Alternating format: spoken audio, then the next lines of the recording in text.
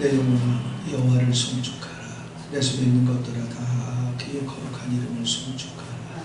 내 영혼아 여호와를 송축하며 그의 모든 은택을 잊지 말지어다.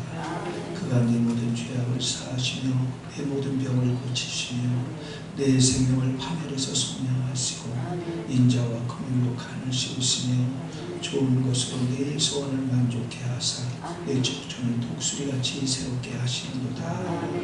아멘. 다시 주님 앞에 나와서 찬송하겠습니다.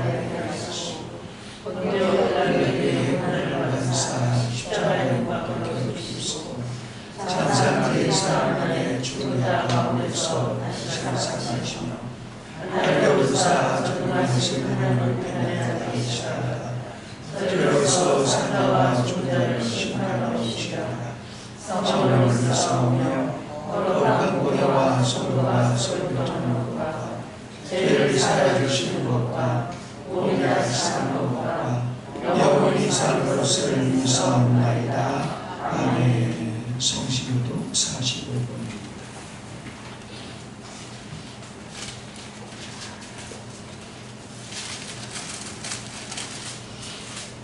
성시교도 45번. 내 영혼아 여호와를 송축하라. 내 영혼아 여호와를 송축하며 그의 모든 은택을 잊지 말지어다. 내 생명을 파멸해서 속량하시고 인자와 긍휼로 간을 씌우시며 좋은 것으로 내 소원을 만족하여사 내 소천을 독수리같이 새롭게 하시는도다. 여호와는 긍휼이 많으시고 은혜로우시며 노하기를 더디하시고 인자하심이 풍부하시도다. 자주 벌칙하지 아니하시며 너를 영원히 돕지 아니하시도다. 우리의 죄를 따라 우리를 처벌하지 아니하시며 우리의 죄악을 따라 우리에게 그대로 갚지는 아니하셨으니 이는 하늘의 땅에서 높음같이 그를 경외하는 자에게 그의 인자하심이 크십니다. 동에서에서 먼 것같이 우리의 죄가를 우리에게서 멀리 옮기셨으며 아버지가 자식을 우리의 은같이 여호와께서는 자기를 경외하는 자를 긍휼히 여기시나니 이는 그가 우리의 죄를 아시며 우리가 단지 멋진 분임을 기억하시는도다. 아멘. 39장 찬송한 다음에 기도하겠습니다.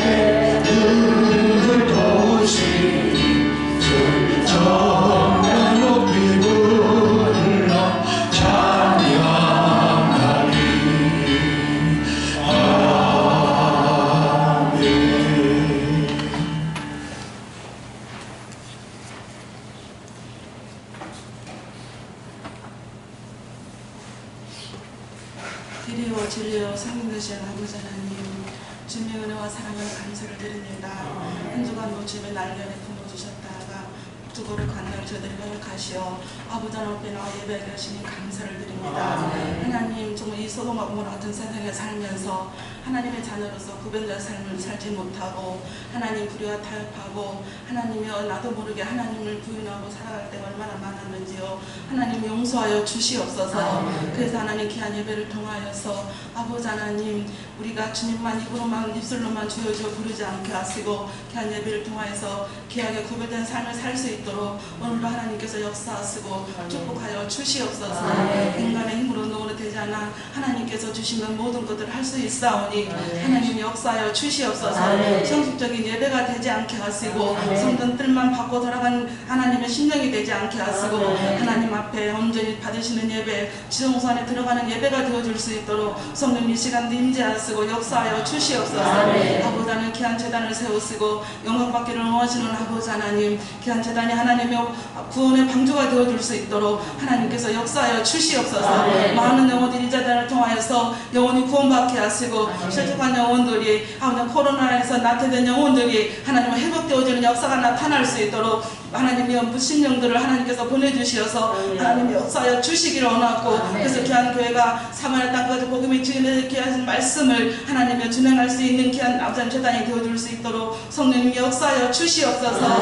아버지 오늘도 말씀 전하신 귀한 사자 목사님 능력으로 도와서 권능으로 주셔서 성령의 두루마리 입혀 주시는 말미암아 귀한 말씀이 저희 심령 고수를 쪼개게 하시고 하나님의 내마의 말씀이 되어져서 아버지 하나님이여 지금 이 소돔하고 고모라 같은 이 세상을 능히 이길 수 있는 하나님의 놀라운 역사가 나타날 수 있도록 오늘도 성령께서 역사하여 주시옵시고 늘 귀한 사자 목사님 피곤찮고 하지 않는 새 힘으로 붙들어 주시옵소서. 아버지 하나님, 하루속히 아버지 하나님이여 코로나로 인하여서 하나님 주님 앞에 나오지 못한 영혼들, 하나님의 영혼이 지옥 갈까 두렵고 떨림으로 속히 주의 재단에 나오게 하시고 아버지 하나님이여, 그래서 하나님 앞에 정말 영혼이 지옥 갈까 두려움으로 하나님 회개하고 돌이킬 수 있도록 성령님 역사하여 주시옵시고 오늘도 하나님 예배 속에 임재해 주셔서 온전히 하나님만 영광 받아 주시고 흑암에서를 일절 틈못하게 막아 주시어서 하나님만 기뻐하시는 예배가 되어줄 수 있도록 성령님 축복하여 주시옵소서. 주님께 의탁하고 감사드리며 걸어가신 예수님의 이름으로 기도합나이다. 아멘.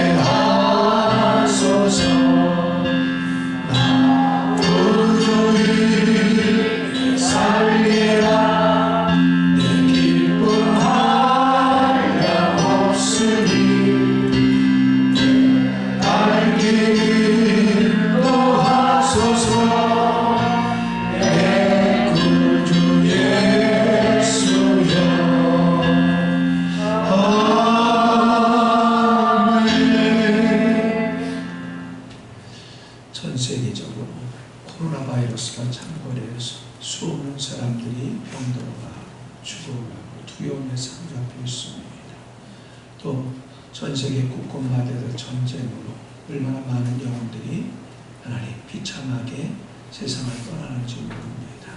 이런 와중에도 건강을 지켜 보호해 주셨다.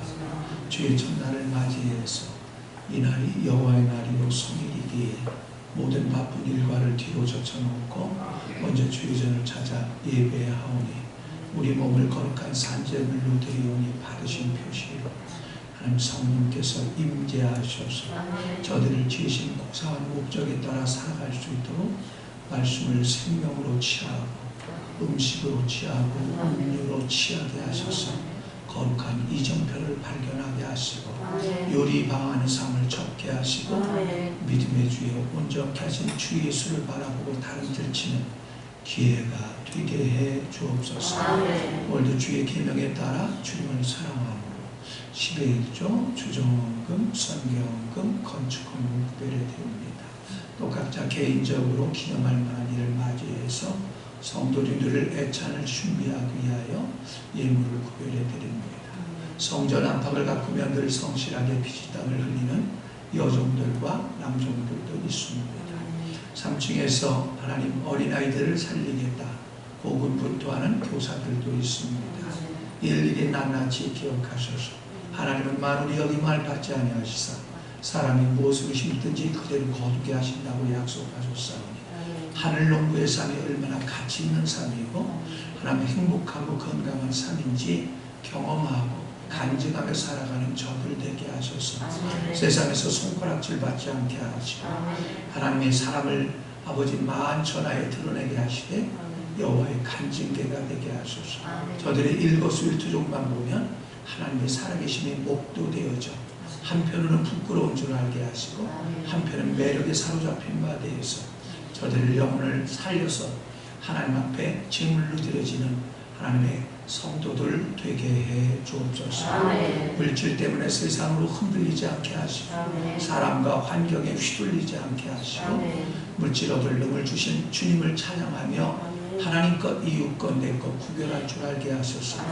하나님이 함께 하심을 만천하게 목도시키는 그리하여 여호와의 간증궤로 살아가는 한 주간이 되게 하옵소서. 하나님 코로나 바이러스를 두려워하지 않게 하시고 하나님 기껏해야 그들은 우리를 죽일 수 있겠지만 그러나 영혼까지 지옥에 보내는 하나님을 두려워 경외할 때에 주님이 생명싸개로 지켜 보호하여 주실 줄 믿습니다.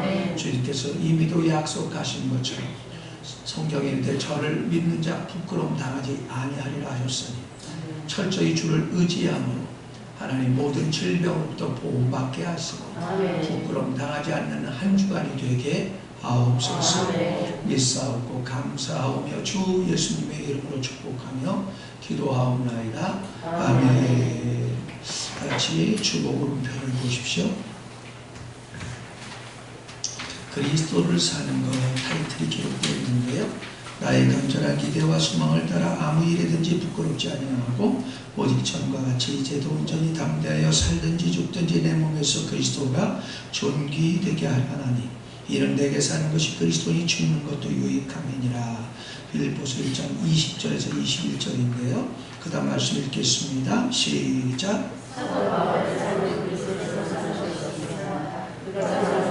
율법이 나를 아니라 그리스도였습니다. 율법을 살지 않고 그리스도를 살고자 했으며 율법 안에서 발견되기보다 그리스도 안에서 발견되고자 했습니다. 그리스도는 그의 생명일 뿐 아니라 그의 생활이기도 했습니다. 사도 바울은 그리스도가 사셨기 때문에 그는 그리스도를 살았습니다. 그는 생명 안에서 또한 생활에서도 그리스도와 하나였습니다. 사도 바울과 그리스도에게는 하나의 생명과 하나의 생활이 있었습니다. 그들은 한 인격으로서 함께 살았습니다. 그래서 바울 속에서 바울의 생명으로 사셨고 바울은 밖으로 그리스도의 생활로서 그리스도를 살았습니다. 그리스도를 정상적으로 체험하는 것이 그리스도를 사는 것이고 그리스도를 사는 것은 환경에 관계없이 항상 그분을 확대하는 것입니다. 신앙생활은요 그냥 교회 와서 예배드리고 헌금하고 가면 되는 게 아니고요. 내 인격을 통해 주 예수가 나타나는 삶이에요. 사도행전 1장 8절에 이렇게 말씀합니다. 너에게 성령이 임하시면 너희가 권능을 받고 예루살렘과 온 유대와 사마리 땅 끝까지는 나의 증인이 되리라. 증인은 간증이 되리라는 뜻이거든요. 하나님을 나타내는 사람이 되리라 이런 뜻이에요. 그러니까 여러분이 하나님을 나타내지 못하는 것은 하나님이 부족하고 하나님의 성분이 부족한 거예요. 다른 말로 그만큼 불순종하고 거역하고 외면하고 무시하고 사는 겁니다. 그래서 징계로 질병에도 걸리고 각종 고난 가운데 사는 것이거든요. 그러므로 난 여러분들이 이 목표가 분명할 때 여러분이 은혜를 추구하게 됩니다. 이 목표가 분명하지 않으면 교회 가면 저는 옛날에 그랬거든요. 뭐 집사님이라고 그러더라고. 처음에 교회를 갔는데 그래서 저는 교회만 가면 집 사는 줄 알았어요. 네? 여러분 웃으실지 모르지만 내가 현실이었다니까요. 그래 다 집사님이야. 그래도 권사는 또 뭔가 그것이 좀 희한해. 물어볼 수가 없잖아요. 체면에. 그 물어보지 못했는데 겨우 에피소드죠. 근데 집사란 단어가 원래 디아콘이라는 단어인데요. 지금 발바닥에서 그리스도의 먼지가 나도 뛰는 사람이라는 뜻이에요. 여러분 집사님은 다 움직이기만 하면 그리스도로 말미암아 먼지가 나도 일하는 사람이에요. 근데 누가 나타나냐? 예수가 나타난 사람이에요. 옆에 분들하고 한번 인사하겠습니다. 집사님만 보면 하나님 살아계신 게 믿어져요. 근데 좀 말을 하면서도 좀 껄쩍지근하죠. 예? 왜 그냥 어떤 사람을 보면 그 사람만 보면 사기꾼만 보이거든. 어쩌면 거짓말쟁이. 어떤 사람은 일구이연하는 사람. 그런 거 보고 실망하고 서로 처음에 온 성도들이 다 떠나간다니까요. 예? 그거 다 우리가 책임져야 될 일이에요. 자, 그러므로 여러분 기억하십시오. 고린도후서 4장 7절에 보면 이 보배를 나의 질그릇에 가졌으니 라는 말이 있는데 그게 뭐냐면 우리는 질그릇이고 예수님은 보배라는 거예요. 그래서 다른 말로 우리는 하나님을 담는 그릇으로 지어졌다는 거예요. 하나님을 담을 때 여러분이 말씀을 영접하면 영접한 만큼 하나님의 성분이 들어와서 하나님이신 그리스도가 내 인격을 통해 나타나는 것이죠. 그게 갈라디아서 5장 23절의 말씀입니다. 오직 성령의 열매는 사랑과 희락과 평과 자비와 양선과 충성과 온유와 절제니 이 같은 것을 금지할 법이 없느니라. 우리말로 번역할게요. 세상에 감당할 수 없는 믿어지길 바랍니다. 여러분이 그런 인격을 나타내면요, 여러분 남편이 그냥 가요. 여보 도대체 그 교회가 어디요? 그 딸이 데리고 가. 도대체 당신이 이렇게 변화된 거 보면 하나님이 살아계셔. 그 말이 나온다니까요. 아멘해요. 그렇지 않으니까 예수 믿어 너나 잘하세요 이런다니까요. 이런 소리 듣는 사람마다 다 하나님 앞에 나는 엄청난 책임만 받을 겁니다. 깨달았으면 좋겠습니다. 자, 교회 소식을 보겠어요. 1번 다 같이 합독합니다. 시작.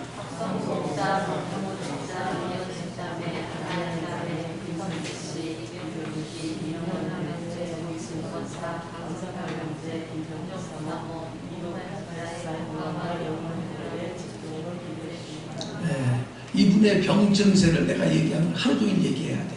그 심각한 병들이에요. 그것도 더 마음에 기도하고 싶은 사람들도 여기 있는 사람들 놓고 기도하면 됩니다. 여기도 다 이쪽은 환자, 이건 영혼을 놓고 기도하는 것이에요. 그래서 여러분 기억하십시오. 누군가의 비보를 들을 때 여러분이 하나님의 사람이라면 기도만 하고 못 계십니다. 그것은 하나님이 쓰시겠다는 사인이에요. 근데 누구 비보를 듣고도 아무렇지도 않아. 그 사람 하나님이 안 쓰는 사람. 그래서 여러분 누군가를 위해서 여러분 조석으로 그들의 죄짐을 어깨에 짊어지고 가슴에 품고 하나님 앞에 나와 기도로 그들을 가져갈 때 그들이 구원받게 되고 질병에서도 구원받고 각종 저주에서 구원받게 돼서 기쁨이 폭발해서 이야 하나님 살아계시구나 간증하게 될 줄로 믿습니다. 2번인데요. 하루 한 번씩 교회당 건물을 위해서 좀 기도해 주시기를 바랍니다. 우리가 지금 3계층을 쓰고 있는데 원래 지난 19일 날 이 건물이 넘어갔습니다. 건물이 넘어갔는데 이 새로 산 사람이 아마 내가 보기에는 많이 융자를 받아서 산 것 같아요. 그래서 경황이 없어갖고 그날 선고 인사하고 한 3시간을 버텼어요. 그랬는데 내가 볼 때는 끝나고 나야 명예이전 되고 나서 자고 만나자고 얘기를 하더라고. 그러니까 여러분이 기도하셔서 하나님의 성전으로 계속 사용할 수 있도록 해달라고 여러분 기도해 주시길 바랍니다. 자, 모든 걸 생략하고요. 9월 4일 이번 돌아온 주 다음 주 토요일 날입니다. 홍천강에서 침례식이 있습니다. 날씨가 30도 이상은 돼야 돼요. 왜냐하면 홍천강물은 깊어서 차서 들어가면 추울 수 있거든요. 그래서 30도 이상 유지되어야 되고 따뜻한 환경과 또 차가 밀리지 않게 돼야 돼요. 그래서 은혜로운 침례식 될 수 있도록 해달라고 여러분 기도를 부탁을 하겠습니다. 모든 것 생략하고요. 오늘 말씀 보겠습니다. 마태복음 9장 9절에서 13절입니다.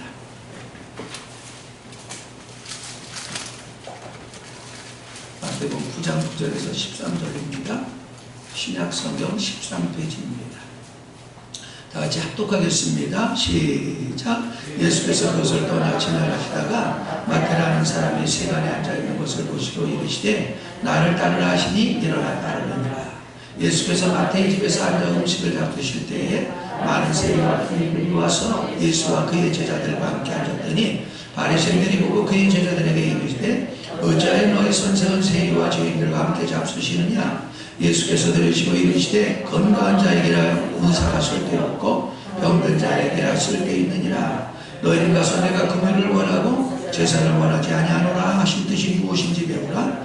나는 의인을 부르러 온 것이 아니요 죄인을 부르러 왔노라 하시니라. 아멘. 자, 본문을 가지고 죄인을 고치러 오신 의사이신 예수, 그런 제목으로 말씀을 전하겠습니다.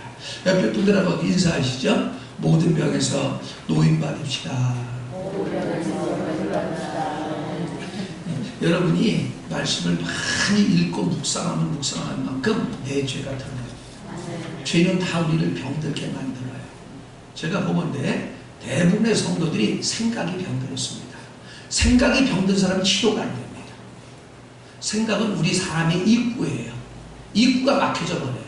입구가 막혀져 말씀을 안 받아들입니다. 말씀은 요한복음 1장 1절에 보면 태초에 하나님의 말씀이 계시니라. 이 말씀이 하나님과 함께 계셨으니 이 말씀은 곧 하나님이라. 이 말씀이 이 땅에 거하심에 그 안에 독생자의 영광을 보니 은혜와 진리가 충만하더라. 요한복음 1장 1절 14절의 말씀이에요. 말씀 안에는 하나님의 성분이 있고 그리스도의 성분이 있습니다. 그래서 이걸 술이라고 할 때 술을 자꾸 먹으면 취해지고 얼굴이 붉어지고 또 그 다음에 언행이 술 취한 사람 한 번에 볼 수 있잖아요. 그런 것처럼 여러분이 말씀을 자꾸 받아들이잖아요. 겸손히 받아들이잖아요. 그런 말씀 안에 있는 그리스도의 신성과 인성이 내 안에 들어와서 하나님이 싫어하는 죄들을 드러나게 만들고 그를 회개하고 처리하고 십자가에 못 박힌 삶을 살 때 생각이 병든 생각이 고쳐지고 병든 감정이 고쳐지고 병든 의지가 고쳐지는데 그걸 보고 혼이 변화됐다고 그래요. 혼이 변화되면요 육체의 질병은 자동으로 떠나갑니다. 근데 왜 치료를 못 받는가? 생각이 안 바뀌어. 이 생각의 입구에서 다 거절을 해버리는 거야. 여러분 기분대로 거절 외면해 무시해 냉담해 불순종해 거역해. 그럼 그 사람 100년을 교회 다녀도 그냥 이렇게 다닐 겁니다. 어제도 오늘도 그 시간이 지나서 한 20년 다니니까 뭐 집사도 되고 권사도 되고 장로도 되고 뭐 목사도 되고 한국을 다 다닐 수 있어요. 교회에서 허구나 싸움질이나 하고 집에서 싸우고 직장에서 싸우고 못된 짓거리만 합니다. 바리새인과 서기관이에요. 너무너무 안타까운 것이에요. 너무너무 몰라도 하나님을 너무 모르는 것이에요. 그러므로 나는 여러분들이 그 병든 생각이 어떤 사람인가? 여러분, 말씀과 충돌하는 사람은 다 병든 생각이에요. 생각이 병든 것이에요. 그 다음 감정이 기복이 심한 사람은 다 병든 감정입니다. 그 다음에 의지가 병든 사람은 말씀을 들어도 불신도하고 거역하는 사람은 다 의지가 병드는 사람이에요. 그 다음에 여자이면 남자이면 그리스도이면 하나님이라는데 하나님이 세우신 권위에 불순종하는 사람들은 다 의지가 병든 사람이에요.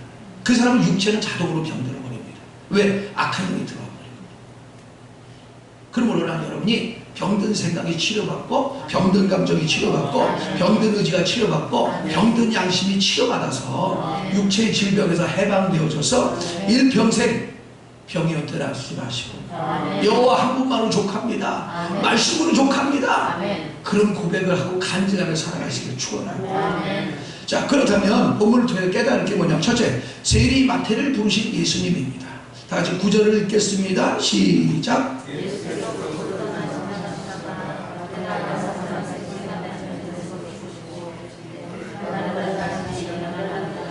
자, 예수님께서 세간에 같이 나가시다가 세간에 앉아있는 세리 마태를 보고 들어가서 나를 따르라 했더니 세리가 마태가 즉시 따랐다는 거예요.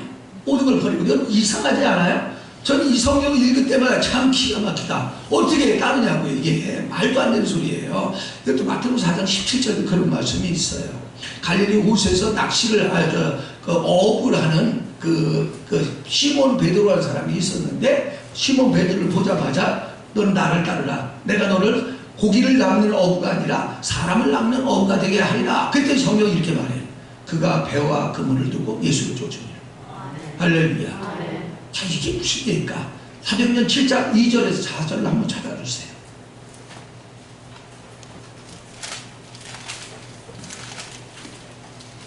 만약에 여러분이 제가 전한 말씀에 즉시 따라온다면 여러분 복 있는 사람입니다. 기적의 주인공이 될 사람이에요.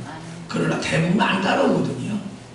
대부분 냉담하고 불순종하고 비난까지 하거든요. 왜 그런가? 주님을 못 봐서 그런 거거든요. 자, 사도행전 7장 2절부터 4절을 읽겠습니다. 시작. 스데반이 이르되 여러분 부형들이여 들으소서. 우리 조상 아브라함이 하나님에 있기 전 메소포타미아에 있을 때에 영광의 하나님이 그에게 보여 이르시되 내 고향과 친척을 떠나 내가 네게 보일 땅으로 가라 하시니. 거기까지만 읽겠습니다. 자, 메소포타미아 땅 갈대 우리에 살고 있던 아브라함에게 하나님이 오셨는데 나타나셨는데 어디 영광의 하나님. 성경에서 영광이라는 것은요, 표현된 하나님, 나타나신 하나님이라는 뜻이에요. 자, 예수님이 이 땅에 오셔서 공생애를 사실 때 그분이 평상시를 다 보면 사람이었어요. 다 사람이었어요. 그렇기 때문에 바리새인과 서기관들 또 수많은 유대인들이 저런 사람이 무슨 메시아냐 이랬습니다. 근데 그분의 신성이 드러날 때마다 귀신이 떠나가고 질병이 고침받고 죽은 자가 살아나고 모두 그 주님을 따라서 따르기만 하면 구원받아서 하나님의 사람으로 살기 시작하는데 그들의 대표적인 사람들이 12제자들이었어요. 그걸 보러 영광을 나타낸다. 우리도 똑같습니다. 여러분이 제가 가르쳐준 말씀을 아멘으로 잘 받아들이잖아요. 그러면 나도 모르게 하나님의 성분이 내 안에 들어오셔서 나를 그렇게 내 멋대로 사는 방탕하는 삶이 얼마나 잘못된 걸 깨닫게 만들고 회개하고 돌이키게 만들고 또 십자가에 못 박힌 삶을 살게 만듭니다. 그러면 여러분이 어떻게 되냐? 디모데후서 3장 16-7절을 보면 그런 말씀이 있어요. 모든 성경은 하나님의 감동으로 된 것으로 교훈과 책망과 바르게 함과 의로 교육하기에 유익하니 이는 하나님의 사람으로 온전케 되며 모든 선한 일을 행하기에 온전케 하려 함이라. 말씀을 받아내는 만큼 여러분은 이 말을 우리말로 하면 반듯한 사람으로 바꿔줍니다. 다른 말로 하나님의 사람으로 바꿔줍니다. 다른 말로 사람 살리는 사람으로 바꿔줍니다. 그게 뭐냐면 영광을 나타내는 것이죠. 마가복음 16장 17절 보면 그런 말씀이 있어요. 찾지 마세요. 여러분 찾으면 너무나 시간이 많이 걸려요. 믿는 자들에게 이런 표적이 따르니 내 이름으로 귀신을 쫓아내며 새방을 바르며 뱀을 집으며 무슨 독을 맞게 하려도 해를 받지 아니하며 병든 자에게 손을 얹어 나으리라 하시더라. 남는 게 뭐냐면 하나님의 영광이 나타나는 거죠. 하나님의 영광만 나타나는 삶을 살잖아요. 그럼 남편 그냥 껌뻑 가버리고 아내 껌뻑 가버리고 자식들 전부 순종하게 돼요. 영광을 못 나타내니까. 이것 때문에 저는 애걸복걸 하는 거예요. 하나님 앞에. 이것 때문에. 근데 오늘 본문에 보면 세리마태가 예수님 말씀 한마디에 그냥 즉시 직업을 팽개치고 따라갔다는 거예요. 착각하지 마세요. 혹시 여러분 가운데 내가 따르라 그랬다고 그래서 직업 팽개치고 남편 버리고 아내 버리고 자식 버리고 따르는 게 아니에요. 여기서 따랐다는 게 뭐냐면 여러분의 마음에서 첫 번째가 주님이 됐다는 뜻이에요. 전 그전에 우리 목사님의 설교를 들었을 때 그렇게 생각을 했습니다. 본토가 진짜 나 아버지를 버리려는 거예요. 난 진짜 버리는 줄 알았어. 그래서 제가 그랬습니다. 은혜 받고 제가 물도 안 먹고 못생겼던 사람인데 주님 만나갖고 다 치료받고 나서 그랬습니다. 우리 아내와 자식들한테 그랬어요. 만약에 내가 가는 길을 당신들이 너희들이 반대한다. 나는 언제든지 너희를 버린다. 나중에 말씀을 깨달아 보니까 버린다는 뜻은 마음에서 첫 번째 순위로 주님을 둔다는 순위였다. 그러니까 믿음이 얼치기의 믿음을 갖고 있으면 자꾸 주변 사람에게 상처를 주는 것이에요. 그다음 믿음이 견고해지고 성숙해지면 아무에게도 상처를 주지 않고 오히려 살리고 세우는 줄로 믿습니다. 자, 근데 세리마태가 예수님을 쫓았다는 것은 예수 믿는 것을 포함해서 예수 믿는 것은 구원받은 것이고 예수를 쫓는 것은 천국에 참여하기 위하여 좁은 문으로 들어가서 협착한 길로 간다는 뜻입니다. 마태복음 7장 13절 이하에 보면 좁은 문으로 들어가라. 멸망으로 인도하는 문은 크고 그 길이 넓어 그리로 들어가는 자가 많고 생명으로 인도하는 문은 좁고 길이 협착하여 찾는 자가 적음이다 그랬습니다. 여러분요, 그리스도를 사는 것은요 내 멋대로 사는 게 아니에요. 전도서 12장 13, 14절에 보면 그런 말씀이 있습니다. 일의 결국을 다 들었으니 여호와를 경외하고 그 명령에 복종할지어다. 이것이 사람의 본분이니라. 그렇게 말씀합니다. 우리의 인생의 자는요 말씀입니다. 그래서 성경을 흔히 신학적으로 캐논이라고 말합니다. 캐논 자라는 뜻입니다. 자를 갖다 대면 이게 잘못된지 알 수가 있잖아요.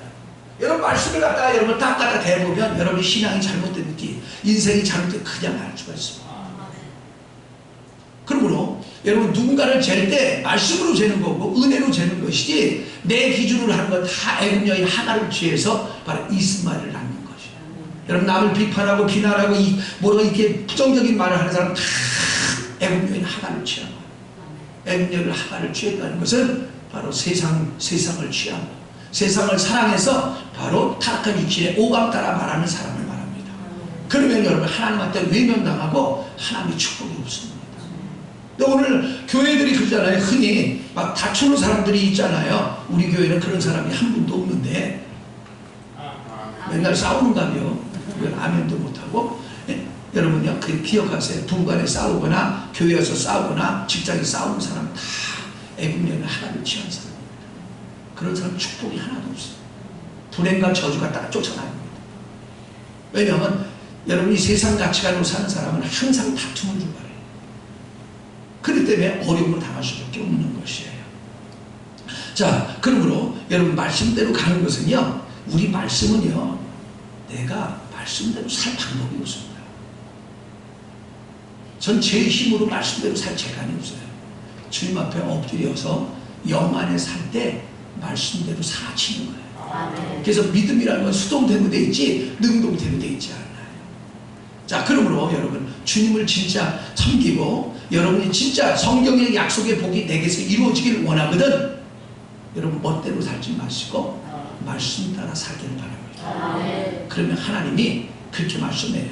마태복음 7장 24절에 보면 내 말을 듣고 행하는 자는 반석 위에 주초를 세운 영구라 비와 바람에 창수가 나도 그대로 있고 내 말을 듣고 행치 않는 자는 모래 위에 집을 지은 자니 비와 바람과 창수할 때 그 허물어짐이 심하도다 그랬어요. 그게 무슨 말? 비는 하늘로부터 오는 시험을 말하고 바람은 공중것에 잡자 마귀 사탄 귀신들에게 오는 시험을 말하고 창수는 바로 땅에서 인간들에게 오는 시험 세상에서 오는 시험을 말합니다. 이것들이 올 때 여러분 말씀이 있는 사람은요 아무렇지도 않게 그냥 나갑니다. 근데 말씀이 없는 사람은 내가 말하는 건 머리에 있는 말씀이 아니라 속에 있는 말씀이에요. 영 가운데 있는 말씀이 없는 사람은 독한 시험 들고 넘어지고 자빠지고 그러면 여러분 인생의 기준이 말씀이 되기를 바랍니다. 자, 두 번째입니다. 구원받은 자, 이 세리마트가 구원받아 주님을 만나자마자 구원받았는데 너무 기뻐서 너무 감격해서 자기 집을 열고 예수님과 제자들과 또 세리 친구들과 또 죄인들을 초청해서 잔치를 벌였다는 거예요. 같이 10절을 보겠습니다. 시작.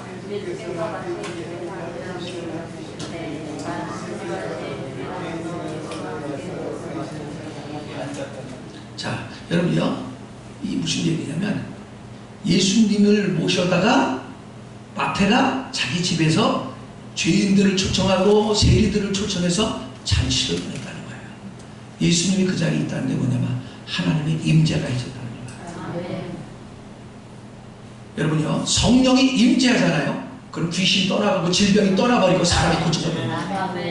여러분, 임재가 없는 예배는 아무것도 아니에요. 종교요. 근데 임재가 있으려면 여러분이 영 안으로 들어와야 되거든요. 자, 근데 여러분 기억하십시오. 예수를 만나자마자 구원의 감격이 얼마나 좋았던지 마태가 자기 집을 열고 그러고선 죄인들을 초청해서 예수님을 초청하고 제자들을 초청해서 바로 잔치를 벌였다는 겁니다. 자, 본문은 마태가 어떤 사람인가를 잘 보여주는데요. 마태는 당시 세리였습니다. 세리였다는 건 세무쟁이에요. 세무쟁이. 지금도 세무쟁이 그럼 별로 안 좋잖아요. 근데 개념 자체가 다릅니다. 이 문화적인 배경을 보면 당시 이 팔레스타인 이스라엘 땅은 로마 정부가 통치하고 있었어요.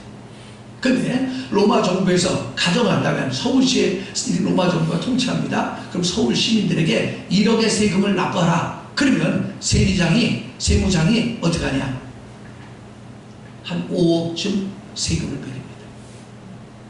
그리고 1억만 정부에다 주고 4억 자기 거를 너무 착복하는 거예요. 이게 공공연했기 때문에 당시 유대인들은 세리를 인간으로 취급하지 않았어요. 동족의 피를 빨아먹는 흡혈귀 정도로 취급하고 창녀로 취급을 했습니다. 그러니까 근데 이런 사람을 갖다가 예수님이 만나주시고 뿐만 아니라 구원받게 하시고 기뻐 뛰면서 즐거워하며 그 가정을 열고 세리와 죄인들을 또 초청해서 잔치를 벌이고 있다. 바리새인들이 보니까 기가 막히는 것이에요. 근데 여기서 핵심은 여러분 기억하십시오. 여러분이 죄를 말씀을 통하여 버리면 버릴수록, 죄를 많이 버리면 버릴수록, 다른 말 죄를 처리하면 처리할수록, 육신의 오감 따라 사는 삶을 처리하면 처리할수록 하늘의 기쁨이 충만해집니다. 네. 사도행전 3장 19, 20절을 찾겠습니다. 여러분, 그리스도인의 첫 번째 표시가 뭐냐면 기쁨이에요. 여러분, 기쁨이 없는 사람 얼굴을 보면 여러분 알 수 있어요. 인상을 쓰고 사는 게 아니라니까 그리스도인은요. 자, 사도행전 3장 19, 20절 찾으신 분만 읽겠습니다. 시작.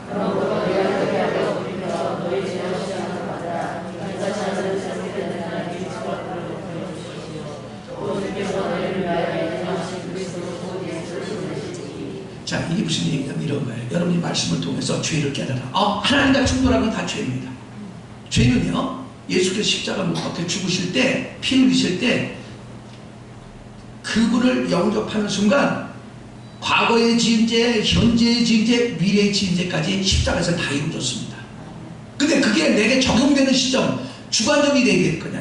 여기서 다 이루어졌어요. 근데 나하고 무슨 상관이에요? 이건 객관적이잖아요. 아니, 이게 물을 떠다놔도 내가 목이 타는데 물을 안 먹으면 소용없잖아요. 물을 먹어야 내 거가 되잖아요. 그런 것처럼 여러분이 주관적이 돼야 성령이 역사하는데, 그게 뭐냐, 여러분이 말씀을 듣다 보니까 내가 과거에 잘못된 사람이 깨달아진 거야.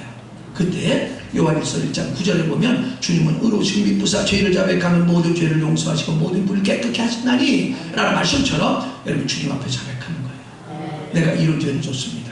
사람한테 잘못했으면 사람한테 자백하고 하나님한테 자백해야 되고, 하나님한테 잘못한 건 하나님한테만 자백하면 돼요. 자백할 때, 용서함 받을 때 어떤 일이 벌이냐? 20절 그죠? 예전 말씀, 그리스도 예수를 보내리 하나님이신 성령이 우리 안에 들어옵니다. 근데 옛날 성경에는 19절을 이렇게 번역해서 지금 새롭게 되는 날이라고 했잖아요. 옛날 성경에 유쾌한 날이 우리이라고 번역했어요. 그게 뭐냐? 치료는 거예요. 여러분, 죄를 많이 벌수록 생각이 치료받고, 감정이 치료받고, 의지가 치료받고, 양심이 치료받고, 육체 실력이 치료받습니다. 그러니까 이 회개는 보통 축복이 아닌 것이요. 회개는 뭐냐면 생각을 바꾼다는 뜻이에요. 메타노이아라는 단어인데요. 지금까지 내가 주장하고 이 길을 갔는데 말씀 들어보니까 말씀과 충돌해. 말씀을 보니까 내가 잘못된 거야. 그때 즉시 인정하고 생각을 바꿔서 주님 쪽으로 돌이킬 때 하나님께서 내 죄를 용서하시는데, 용서할 때 마음의 평강이 찾아오고요. 그 다음 기쁨이 찾아옵니다. 그러니까 오늘 왜 성도들이 기쁨이 없는가? 예수 믿어도 회개를 하네. 제가 볼 때 죄 가운데 살아. 근데 회개할 줄은 몰라. 말씀을 안 읽어. 그죠? 그러잖아요. 예? 여러분들에게 제가 그랬잖아요. 게시판에도 적어놨는데, 집사님이 되려면 적어도 30동 이상 성경 읽어야 돼. 매일 하루 1시간 이상씩 기도해야 돼. 처음에 여러분 딴 데서 집사님이니까 불러주긴 합니다. 그럼 내 마음에 집사님 아니에요. 내 마음을 인정 안 한다니까. 내가 가르치는 대로 따라와야 돼. 그리고 여러분 말씀을 자꾸 읽으면 말씀은 거울입니다. 영적으로. 거울을 자꾸 보면 어떻게, 누구 죄가 깨달아질까요? 내 죄가 깨달아지잖아요. 말씀에 무지한 사람은 항상 남만 갖고 얘기를 합니다. 어리석은 자, 이거는 바리새인과 서기관이라고. 자, 그러므로 여러분 기억하십시오. 여러분이 구원받으면 영원 구원만 아니라 죄를 많이 벌릴수록 기쁨이 회복되는데, 기쁨이 회복되면 얼마나 기쁜지 제 경험은 그랬어요. 땅을 밟고 다니면 땅을 밟는 것 같지가 않아. 구름 위를 다니는 것 같아요. 한 번도 경험해 본 적이 없는 것 같아요. 이 구원의 감격을 누리잖아요. 그러면요, 얼마나 좋은지, 주님이 주신 이 구원의 감격, 기쁨이 찾아오잖아요. 그럼 사람이 그릇이 확장돼. 그릇이 커집니다. 그 커진 사람의 특징이 뭔지 아세요? 남들이 볼 때 아주 세리고 못된 놈이야. 그런데 이 사람들은 저 사람 한 영혼으로 보이고, 저 사람도 구원만 받으면 하나님께 귀하게 쓰임받을 장점이 보여요. 그릇이 조그만 사람은 바람만 보면 눈이 적어서 싫어. 눈이 커서 싫어. 콧날 수술했고 너무 높아서 싫어. 콧날 찌그러져서 싫어. 맨날 사람의 단점만 얘기해. 근데 은혜의 감격을 누리면 누린 만큼, 죄를 버리면 버릴 만큼 희한하게 사람의 장점만 보여. 여러분의 눈에 장점만 보이길 바라요. 소망이 보이길 바라요. 옆에 분들에게 한번 인사하겠습니다. 당신만 보면 희망이 넘쳐 보여요.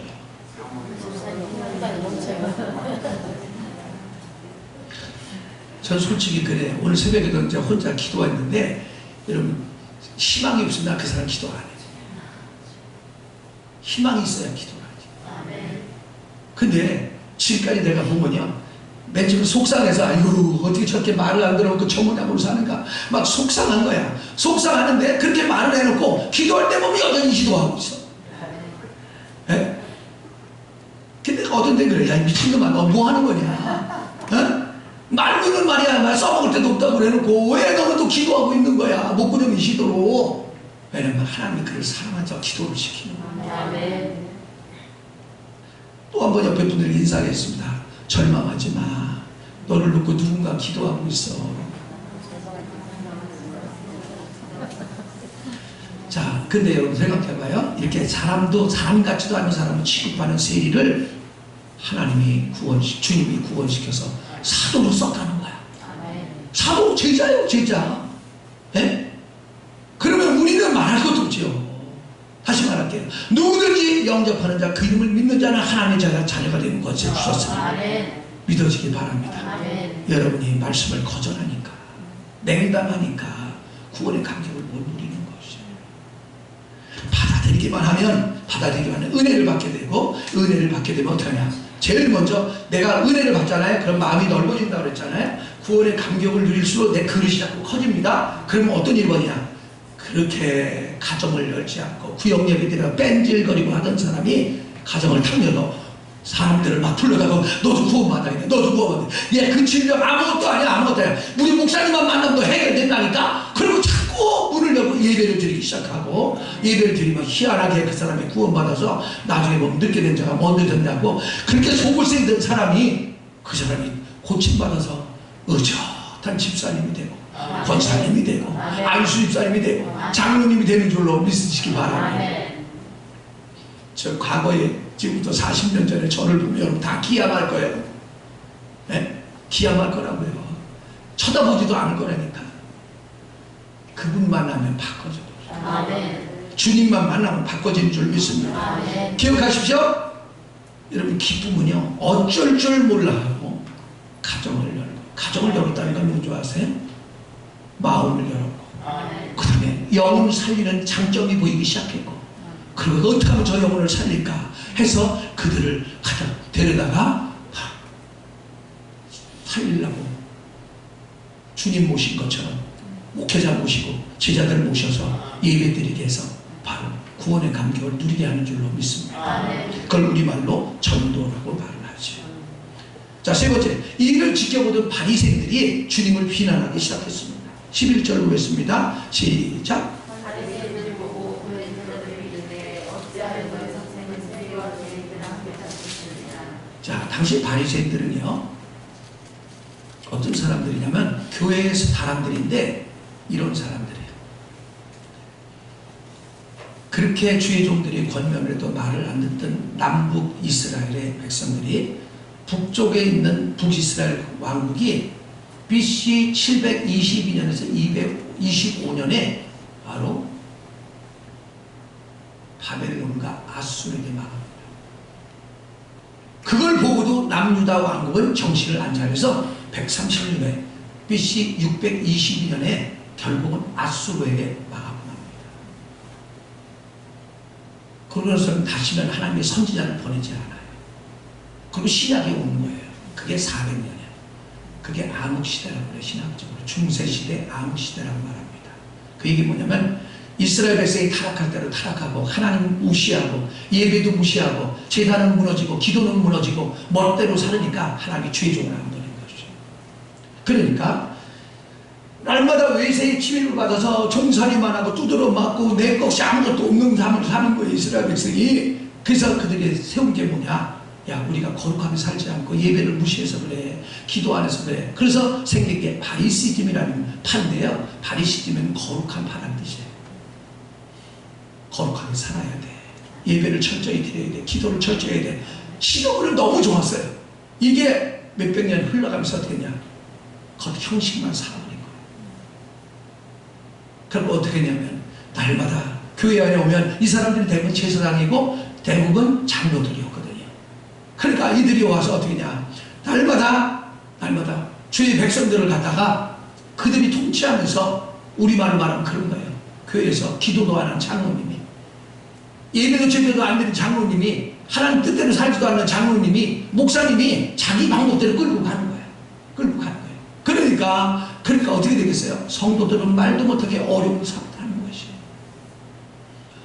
근데 이런 바리새인들이니까 자기들은 자칫 의로운 사람들이었는데 이들이 보니까 아니 세상에 세리들과 죄인들과 식사를 하고 있네. 예수님이, 명색이 선지자라는 사람이.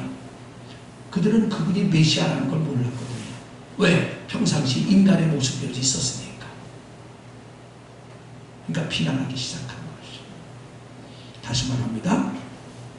여러분이 은혜를 모르는 사람은 항상 교회에 와서 믿음으로 사는 사람을 비난합니다.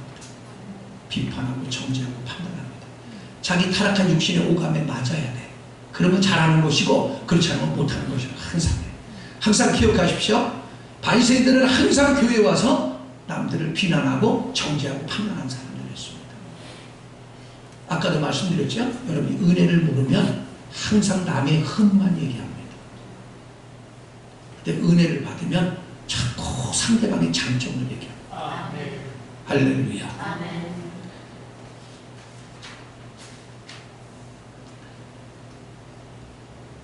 그를 비난할 때 주님이 그렇게 말씀을 하는 거예요. 그 다음 말씀 보겠습니다. 자, 12절을 보십시오. 시작. 예수께서 들으시고 이르시되 건강한 자에게 의사가 쓸데없고 병든 자에게 쓸데있느니라. 이게 무슨 얘기냐면 예수님이 이 땅에 오신 것은 병든 자 고치러 왔다는 거예요. 저 세리들과 그다음에 이 죄인들을 내가 구원하러 온 것이지, 저 병들었기도 해. 생각이 병들고 감정이 병들고 의지가 병들고 육신이 병든 자니까 내가 구원하러 온 것이지, 내가 심판조로 오면 제대로 나에게 하라고 합당한 자가 없다는 거예요. 그 얘기는 뭐냐면 바리새인들아, 너희들도 병든 자라는 거예요. 그러니까 바리새인들이 말을 못하고 있는 것이에요. 기억하십시오. 죄는 사람을 병들게 합니다. 자, 가정을 한번 해볼게요. 이게 맑은 유리컵입니다. 근데 여기다 똑바로 된 젓가락을 집어넣습니다. 그럼 어떻게 보일까요, 여러분? 굴절되어 보일 겁니다. 우리는 그 굴절된 걸 보고 우리 눈으로 매사를 판단하고 바로 그 선택을 합니다. 죄는요, 우리 생각을 굴절하게 하고 감정을 굴절하게 하고 의지를 굴절을 시키고 양심을 굴절시켜서 잘못 보게 만듭니다. 그래서 이거를 맹인이라고 말을 하는 거예요. 성경에서 맹인이라고. 맹인은 육신의 것만 있지 영혼이 없는 사람을 말하는 것이에요. 죄는요, 우리의 오감을 굴절시켜서 잘못 판단하게 만들고 결국 불행하게 살도록 만드는 것이에요. 로마서 8장 6절은 이렇게 말합니다. 육신의 생각은 사망이요 영의 생각은 생명과 평안이니라. 육신의 생각을 하나님과 원수가 되나니 하나님 법에 굴복치 아니할 뿐 아니라 할 수도 없으니라. 육신의 있는 자는 하나님을 기쁘시게 할 수 없나니라. 기억하세요. 여러분이 바리새인과 서기관은 항상 육체 오감 따라 말하고 행동한다. 여러분 자신을 점검해 보세요. 그런데 주님은 나는 의인을 구원하러 온 것이 아니라 죄인을 구원하러 왔다. 나는 그들을 고치러 온 바로 의사다 라고 말씀합니다. 기억하십시오. 여러분이 남의 허물만 자꾸 보고 입이 근질근질 하거든 하나님이 가증히 여기는 바리새인 줄로 명심하시고 은혜를 구하기를 바랍니다. 저는 이 자리에 계신 여러분이 풍성하게 은혜를 만끽함으로 말미암아 기쁨을 회복하고 평강을 회복하고 건강도 회복해서 사람들의 장점만 보여주길 바라요. 잠언 25장 11절에 13절에 보면 이런 말씀이 있어요. 경외에 합당한 말은 아우색인 은쟁반의 금사가 아니라 그 정종하는 귀에 금고리요 그 목에는 정금장식이니라. 충성된 사자는 마치 추수하는 날에 얼음 냉수 같아서 능히 보내신 자의 마음을 시원하게 하느니라. 그런 말씀이죠. 경외에 합당한 말을 해서 사람을 살리고 세우는 사람은 하나님의 충성된 사자래. 그러니까 하나님을 마음에 들게 하니까 시원하게 하니까 어떻게 내 문제 그냥 시원하게 그냥 해결되고.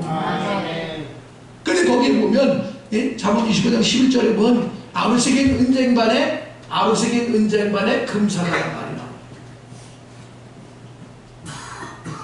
자, 이게 무슨 얘기냐면요, 이 앞에 있는 바로 경외에 합당한 말을 수식합니다. 경외에 합당한 말이 어떻게 나오는가? 은쟁반, 아우색인 은쟁반. 아우색인은 칼로 깎은 거예요. 은은 십자가의 도를 말해요. 여러분이 십자가는 나를 깎으면 깎은 만큼 여러분이 어떤 일이냐, 금사가, 금은 아버지 신성 영광을 상징합니다. 영광을 나타내는 사람을 바꿔주다는 거예요. 남편을 대할 때도 아우색인 은쟁반에 금사가 같이 말을 하고, 남편을 아내를 대할 때도 그러고, 사람들을 대할 때도 이렇게 말을 해야 되는데 그냥 여기서 생각나면 톡 빼고 여기서 올라오면 톡 빼고 사람 죽이는 바리새인과 속입니다. 말 한마디에 상처받아가지고 헤어지는 사람이 얼마나 많은 줄 알아요. 옆에 분들이 아내라고 생각하고 남편이라고 생각하고 경외에 합당하게 말합시다.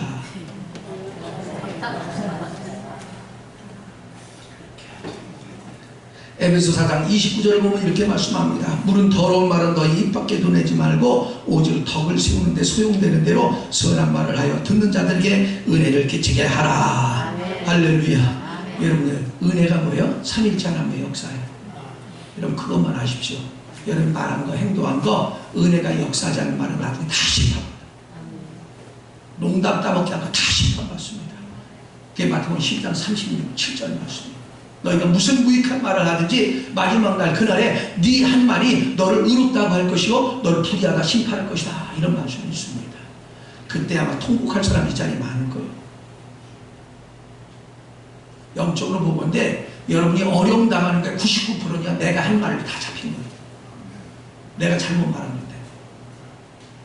그러므로 여러분 십자가에 못 박힌 삶을 살아서 경외에 합당한 말로 아우색인 은쟁반과 같은 그런 언어로 말미암아 여러분을 만나기만 하면 남편이 살아나고 아내가 살아나고 아멘 한 분에게만 그런 은혜가 있기를 축원합니다. 네 번째, 죄인을 고치러 오신 예수입니다. 의사이신 예수입니다.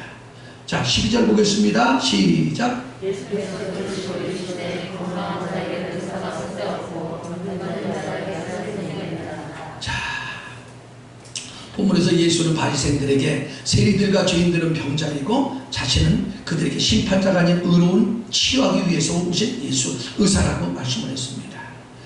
예수님이 천국 백성으로 사는 사람들은요, 제가 8장부터 지금까지 계속 이어서 설교를 했잖아요. 첫째 문둥병자고, 두 번째 중풍병자고, 그 다음에 열병에 사로잡힌 자였고, 그 다음에 귀신에 들린 자였고, 그 다음에 바로 세리와 죄인들이었습니다. 문둥병자는 죄로 말미암아 영의 지각을 상실해서 방종, 방임, 방탕하게 사는 성도들을 가리킵니다.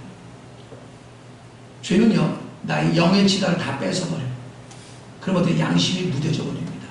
그러면 멋대로 삽니다. 교회당을 올지 몰라.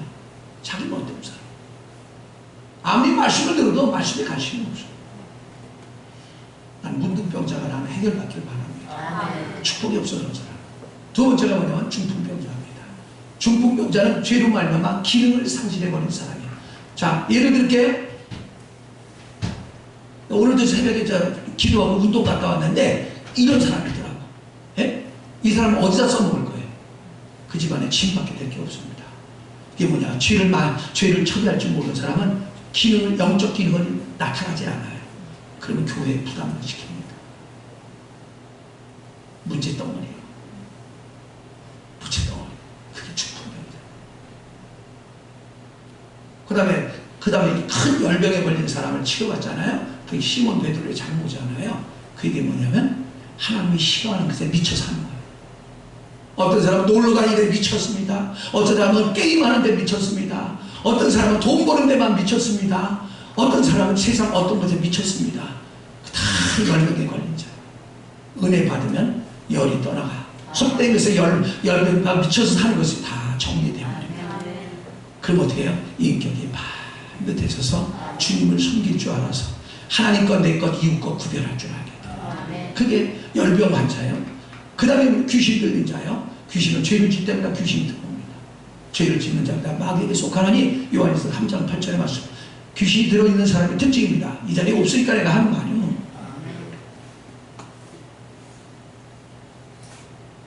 항상 부정적입니다. 내성적입니다. 소극적입니다. 게으릅니다. 나태합니다.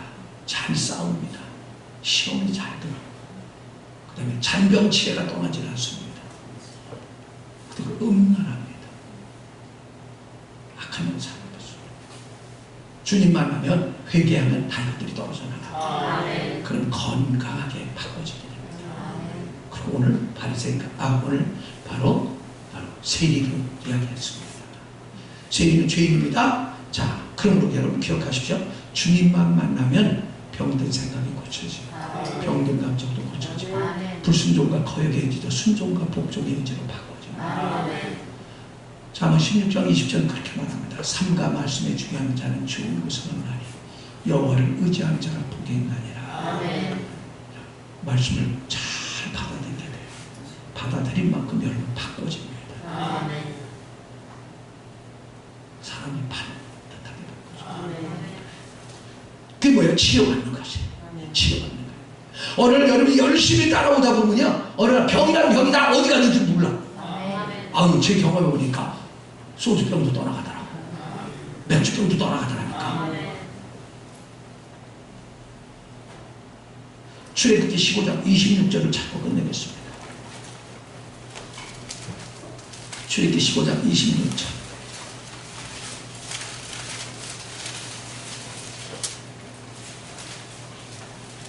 여러분이 지금 겪고 있는 질병에 걱정하지 말고 하나님의 말씀을 잘 받아들여서 은혜가 공급되는 말씀과 기도와 주의 종이 가르쳐줘 따라와봐요. 안 나. 3개월에서 6개월만 제대로 따라와봐요. 안 나. 다 같이 시작.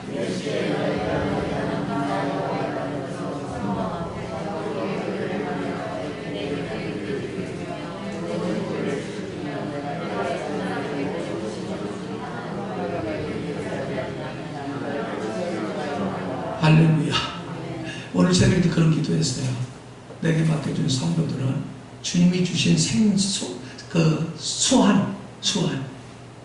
소원까지 살게 하시고 여호와 한 분만으로 족합니다. 신구약으로 족합니다. 그 고백만 하다가 주님 품에 안기게 하소서.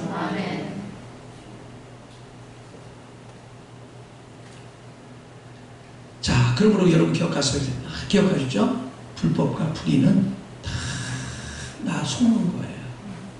여러분 말씀에 불신종하고 외면하고 냉담하는 거는요, 다 이러면 악한 영에 잡혀 있는 것이죠. 회개하고 돌이키기만 하면, 여러분 이런 거 있잖아요. 이게 병인데 여기다 물과 기름을 넣고 막 흔들어댑니다. 그러면 섞이죠. 그죠? 섞여요. 근데 가만 내비두면 어떻게 돼요? 물을 깔아놓고 기름을 뜨죠. 기억하세요. 여러분 회개할 때 다 귀신이 뜹니다. 그래서 성령의 능력이 툭 건드려만 그냥 튀어나가버려요. 이 악한 영이 나가잖아요. 그럼 몸이 근질근질해. 네? 근질근질하고 자꾸만 활력이 차고 넘칩니다. 네? 꼭 이제 세상적으로 말하면 누가 한번 데려줬으면 좋겠어. 네? 한판 붙었으면 좋겠다니까. 근데 부정적으로 하는 게 아니라 자꾸 긍정적인 일에 활력이 넘치는 삶이죠. 근데 이것들이 들어와 있으면요, 매사에 부정적이고 소극적이고 내성적이야. 그리고 게으르고 나태하고 더럽고. 그러니까 뭐 아무리 끌어내려도 방법이 없어. 아무리 끌어내도. 기억하십시오. 여러분이 의롭다고 자칭하는 여러분 바리새인입니다. 말씀을 모르는 사람이에요. 하나님의 말씀을 왜 알아야 되는가? 자, 한 소절만 더 보고 끝내겠습니다. 로마서 3장 20절. 성경을 흔히 율법이라고 그러잖아요. 네, 율법이라고 하는데 왜 하나님이 율법을 주셨는가? 여러분 율법을 지키라고 주는 게 아니에요. 여러분 말씀을 여러분 말씀대로 못 삽니다. 네? 이렇게 하라고 주신 거예요. 이렇게 하라고. 20절 보겠습니다. 시작. 그러므로 율법에게로 그의 앞에 의롭다 하심을 얻을 육체가 없나니 율법은 죄를 깨달음이라. 할렐루야. 여러분 하나님께서 율법대로 말씀대로 살라고 하는 거는요, 여러분 말씀대로 살라는 뜻이 아니에요. 그 뜻이 아니고 율법을 자꾸 대봐라. 그럼 너 거울을 보면 네 티가 자꾸 났지 않니? 죄를 깨닫지 않니? 빨리 그 회개하고 돌이켜라. 그 사인이야. 성령으로 살라는 뜻이에요. 자, 그 세 가지만 비결을 가르쳐드리고 끝내겠습니다. 자, 여러분이 영 안에 살아야 여러분 저주가 떠나가고 질병이 떠나가고 다툼이 떠나가고 불행이 떠나갑니다. 근데 영 안에 사는 비결이 뭐냐면 그냥 세 가지만 가르쳐드릴게요. 말씀을 받아들이는 거예요. 요한복음 6장 63절. 내가 너에게 이르노니 너에게 이른 모든 말이 영이요 생명이라. 말씀을 받을 때 말씀 안에 계신 하나님의 생명이 내 안에 들어와요. 그 다음에 하나님이신 그분이 들어와요.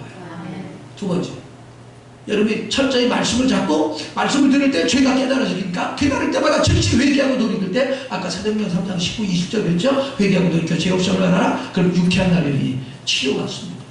이때도 성령이 옵니다. 20절에 예정하신 그리스도 예수를 너에게 보내시리라. 그렇게 말하고요. 세 번째는 뭐냐면 여러분 항상 예수 죽음을 내 몸에 짊어지면 예수의 생명도 나의 죽은 몸을 통해 나타나게 하려. 십자가 못 박힌 삶을 살면 나를 죽이고 죽임일수록 여러분 성령이 오십니다. 그러면 여러분 하나님의 성령은 하나님이요. 하나님이 오시면요, 하나님의 성분을 갖고 와서 내가 하나님의 사람답게 살게 만들어요. 정욕을 가게 만들어요. 그러면 여러분이 어떤 일이 벌어지냐? 자꾸 내가 문제라는 걸 알게 돼. 말씀을 묵상하면 내가 죄인이야. 근데 말씀을 안 듣는 사람은 항상 누가 죄인이야? 남편이 문제야, 아내가 문제야, 자식이 문제야. 그러니까 싸울 수밖에 없는 것이에요. 그러나 여러분 말씀을 거침없이 묵상하면 내 속에 죄들이 드러나고 회개하고 돌이키게 되고, 아무리 회개하고 돌이켜서 용서받아도 또 그 짓을 한다는 말이죠. 그때 십자가로 적응하는 거예요. 그때 그것이 처리되어지잖아요. 그때 또 성령이 오셔요. 말씀을 받아들일 때 오세요. 그렇게 될 때 어떤 일이 있냐?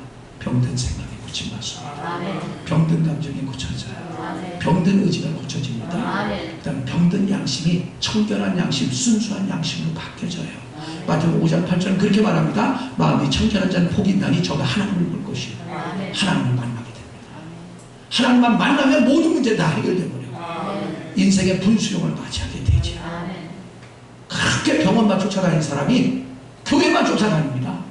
희한해. 은혜 받으면 예배만 하는 건 예배. 무슨 예배 없냐고. 네? 제가 처음 그랬어요. 구원받고 너무 기뻐갖고 어쩔 줄 모르는데 내가 그랬어요. 맨날 목사님, 우리 구역장님이 주일 예배만 데리고 다녔어요. 그래서 구역장님 딴 예배는 없나요? 이 양반은 나를 생각해서 수요 예배도 있어요 그러더라고. 그럼 나도 좀 데리고 와주세요. 수요 예배 갔더니 은혜가 넘치는 거예요. 그 한참 어려워서 뭐 밥을 먹어도 꼭 목은 먹다 만 것 같은 거예요. 말씀을 들어도 먹다 만 것 같더라고. 그래서 구역장님 또 딴 예배는 없나요? 금요 예배도 있어요. 금요 예배 갔더니 저녁 8시부터 해서 새벽 4시까지 기도하고 말씀 읽고 찬송하고 이걸 반복하더라고. 그때 막 귀신이 떠나가고 질병이 치료받더라니까. 근데 그 다음에 또 딴 예배는 없어요? 그럼 집사님 다 따라다닐래요? 그러고 아니요 따라다니죠. 그랬더니 매일 갖다 7시 반까지 차를 갖다 대고 나를 삼각산을 끌고 다니는 거예요. 가면 5시간 정도 있다가 오는 거예요. 근데 무서우니까 소리질러 기도하다 보니까 나중에 그러니까 성령이 강권적으로 임해서 하나님의 사람을 바꾸시더라고요. 아멘. 여러분 기억하십시오. 예배가 회복되고 기도가 회복되잖아요. 여러분 질병 한 번도 안 해요. 아멘. 주님은 죄인이라고 한 사람만 구원시키지 나는 의로운 사람이야. 그 날마다 남이 정죄만 하고 비판하는 사람 바리새인은 안 고칩니다.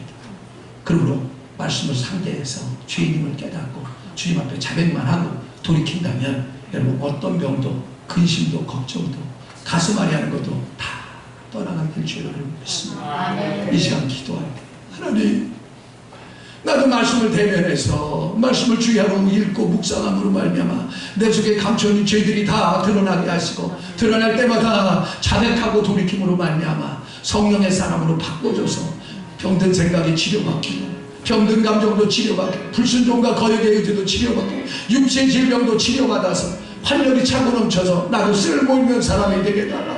다같이 동성으로 기도하겠습니다. 거룩하신 아버지 저희들을 불쌍히 여기시고 긍휼히 여겨주시고 참여 전대로 주시고 주를 의지하는 데 수치와 부끄러움 나가지 않는다 약속했사오니 아버지 그 말씀이 이루어지기를 원합니다.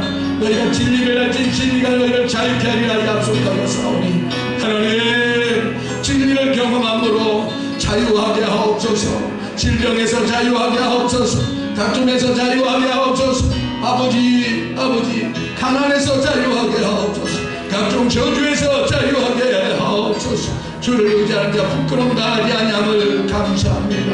그래 나의 병든 몸을 치료해 주시고 하나님 주님께 쓸모있는 남은 생에 수놓아가게 하옵소서.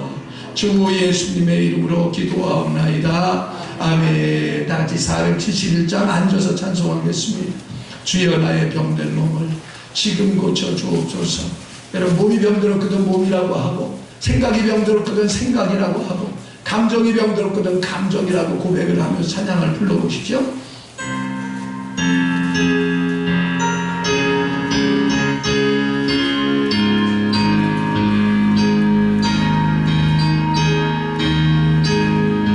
주여 나의 병든 몸을 지금 고쳐주소서.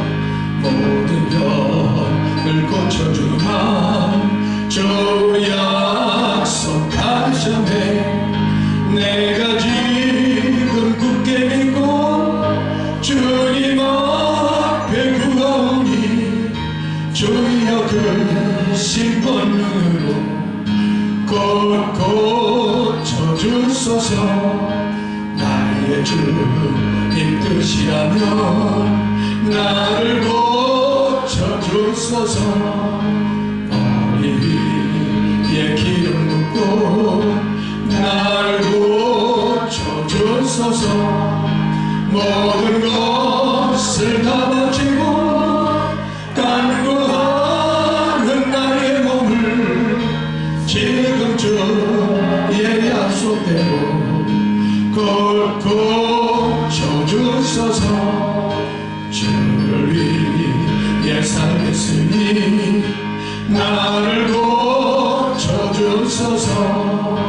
내게서 간 모든 것은 다 주의 것이니 모든 것 능력 있는 손을 펴서 나의 몸을 어루만져 곧 고쳐주소서.